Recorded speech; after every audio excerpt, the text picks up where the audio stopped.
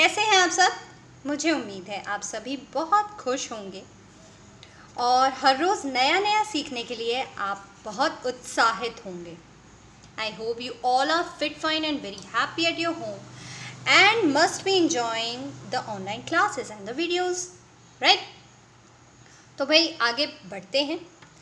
हम पढ़ रहे थे chapter number 2 Munish at school, जिसमें हमने देखा कि मुनीश क्या करता है, कैसे करता है और क्या क्या टाइमिंग है उसका। साथ ही हमने बैग एक्सरसाइज सॉल्व की थी, जिसमें हमने देखा था कि हम किसी भी वर्ड को प्लूरल में कैसे चेंज करते हैं, राइट?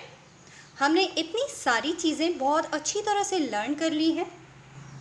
अब बारी आती है ग्रामर इन यूज़। ग्रामर मतलब यस, हर एक लैंग्वेज को सीखने के लिए, बोलने के लिए, लिखने के लिए कुछ खास रूल्स होते हैं और उन रूल्स को हम ग्रामर के अंदर पढ़ते हैं, राइट? हिंदी में हम इसको व्याकरण बोलते हैं, इंग्लिश में ग्रामर बोलते हैं।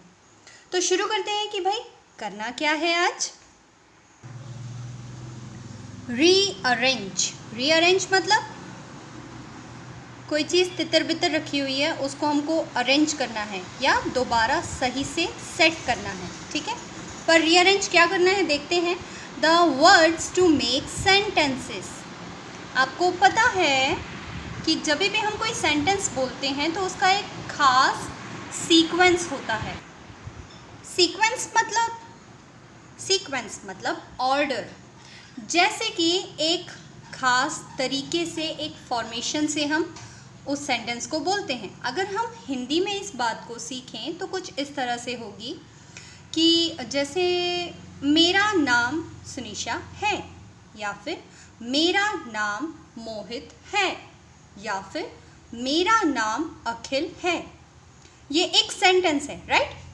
अब इस सेंटेंस को क्या कभी आपने ऐसा सुना है, अखिल नाम मेरा है या फिर नाम मोहित मेरा है मेरा नाम मोहित, ऐसा कुछ उल्टा सीधा हो गया ना,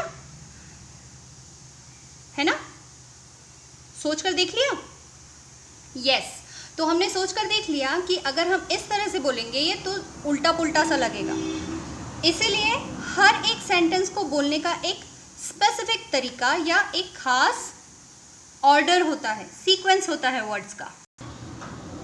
ठीक उसी तरह से इंग्लिश में भी सीक्वेंस होता है वर्ड्स का, जिससे वो ऑर्डर या सीक्वेंस नज़र आए और सेंटेंस प्रॉपरली सुनाई दे या फिर करेक्ट सुनाई दे। अब देखो यहाँ पर इज, ही, लेट, नेवर, यहाँ पर ये एक सेंटेंस है और ये सेंटेंस गड़बड़ है, क्योंकि सबसे पहले हम कोई भी सेंटेंस शुरू करते हैं तो हम सब्जेक्ट से शुरू करते हैं या फिर किसी व्यक्ति के बारे में बताते हैं। जैसे कि ही हम यूज़ करते हैं वह के लिए, है ना? ही मीन्स वह, और ये हम किसी लड़के के लिए यूज़ करते हैं। तो हमारा सेंटेंस शुरू होगा ही से, ही। अब ये हमने ही तो करेक्ट लिख दिया, okay? He is, he is, ये इज़ लिख दिया। अब क्या होगा, लेट नेवर या नेवर लेट? यस, ये होगा never late. He is never late, जिसका अर्थ है वह कभी लेट नहीं होता। हमने ये सेंटेंस अपने लेसन में भी पढ़ा है, राइट? ओके, अब हम आगे बढ़ते हैं। यहाँ पर है इन द कम्स टीचर। याद है टीचर क्लास में आती है, ऐसा एक सेंटेंस था। हाँ, तो ये क्या है, बल्कि यहाँ पर चित्र भी बना है ना? देखो, टीचर क्लास में अंदर आ रही है, तो ये होगा द टीचर। किसके लिए है? टीचर के लिए द है ना? तो ये हो गया हमारा subject, the teacher comes in. The teacher comes in. Comes एक एक्शन वर्ड है। कम्स, टीचर आती है। कहाँ आती है? इन। Comes in. ओके, सो ये है हमारे सेंटेंस का प्रॉपर फॉर्मेशन या फिर प्रॉपर अरेंजमेंट, क्योंकि हम रीअरेंज कर रहे थे ना, उसको सही से जमा रहे थे। ठीक है, अब अगला क्या है देखो, होम बैक कम्स मुनीश। यहाँ पर सब्जेक्ट कौन है, किसी इंसान के बारे में अगर बात हो रही है तो यहाँ पर इंसान कौन सा है, मुनीश, राइट। तो हम सबसे पहले लिखेंगे मुनीश, मुनीश। अब यहाँ का एक्शन वर्ड कौन सा है, एक्शन वर्ड है comes, Munish comes. Okay, Munish comes कहाँ आता है, कैसे आता है, मुनीश और कम्स तो हो गया। होम बैक लिखेंगे या बैक होम लिखेंगे, होम बैक सुनने में भी अटपटा है और करेक्ट है बैक होम, वापस आता है। कम्स बैक वापस आता है, कहाँ आता है, घर पर, बैक होम। ठीक है, ये हो गया Munish comes back home, that means Munish घर वापस आता है। अगला सेंटेंस है हमारा ऑन दे कारपेट्स सिट। अब यहाँ पर सब्जेक्ट कौन है, मतलब यहाँ पर किन व्यक्तियों के बारे में बात हो रही है, दे के बारे में। दे मीन्स वे, याद है ना, बच्चों के बारे में बताया था दे।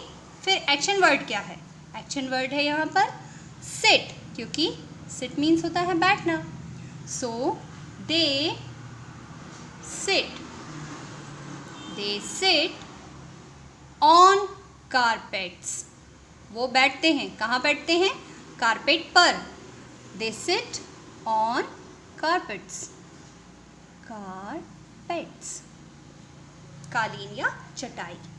ओके, सो हमने क्या सीखा, हमने सीखा रीअरेंजमेंट ऑफ द वर्ड्स, हमने शब्दों का रीअरेंजमेंट सीखा जिससे हम एक प्रॉपर सेंटेंस फॉर्म कर पाए, यहाँ पर भी, यहाँ पर भी, यहाँ पर भी और यहाँ पर भी।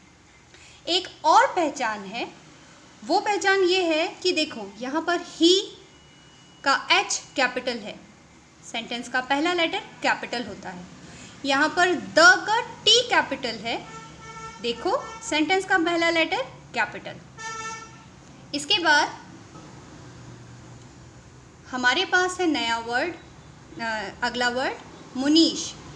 वैसे तो ये एक नाम है और नाम का पहला लेटर हमेशा कैपिटल रहता है, लेकिन हम यहाँ पर ये भी देख सकते हैं कि किसी और वर्ड का पहला लेटर कैपिटल नहीं है, इसलिए हमारा सेंटेंस शुरू हो गया मुनीश से।